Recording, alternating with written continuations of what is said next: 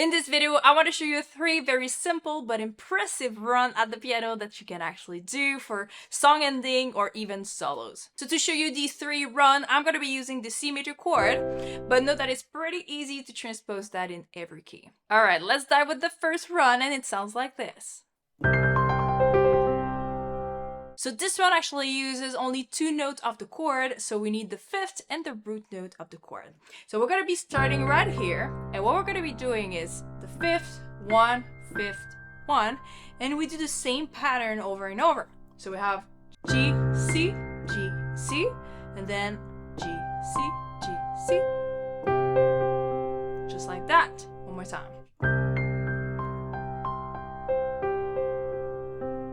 Also note that it's very useful if you add the sustain pedal, because it's going to help you out so much, because we're moving pretty fast and we're jumping octaves here. So use the sustain pedal. It's going to add everything that you need in this type of run. So it's that simple. Alright, let's move on to the second run, and it sounds like this.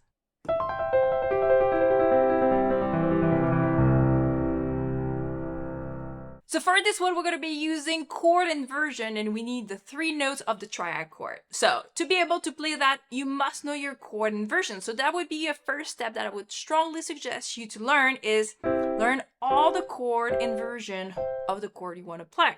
So if it's C, we have C, E, G, E, G, and C. So chord inversion are basically the same note of the chord, but just in a different order.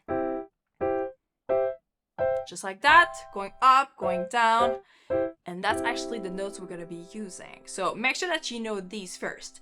Then what you want to be practicing is just playing these chord inversion, but separately. So you play each note like that, and you learn to master that.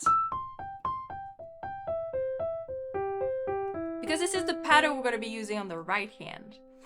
Now, the magic happens when we add the left hand, and what's going to happen is that the left hand is going to start with basically the bottom note of the chord inversion you're going to be playing. So if this is a chord inversion you want, you start with E on the left hand, and then the right hand is going to go with C, G, E, and while we're playing that, the left hand is moving to the C, and we do the same thing. Playing the chord here, moving to the next note, chord inversion, moving to the next note, just like that. So let's do that again. So we have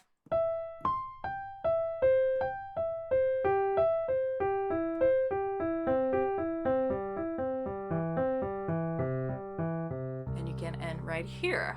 All right, one more time with the sustain pedal.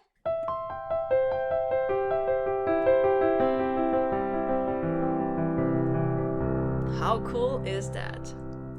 Now for the last one that we have, we're going to be using arpeggios for this one, and it sounds like this. Amazing! So basically, we need to have an octave on the left hand, and here we're going to be having the arpeggios with the 4 notes of the arpeggio. So it's C, E, G, and C, so the whole chord here, and then you play again the same thing, and you play again the same thing. So this is the effect that we're going to be having, because you replay the last note here. And it adds a very cool effect. Don't forget about the sustain pedal. You're going to need that one in this run right here. Like this. There you go, you have 3 amazing runs that you can practice. Make sure that you master these very slowly at first. These ideas are actually very simple, but it's very technical, so you need to start very slow, practice it only on 1 chord, make sure you master it, and then you can just transpose it. This is going to work very well on any chord that you want, you just need to practice these. Alright, so I'm curious to know what is your favorite one, so drop a comment below please, let me know which lick you like best. Amazing, so have fun with these and have a good practice.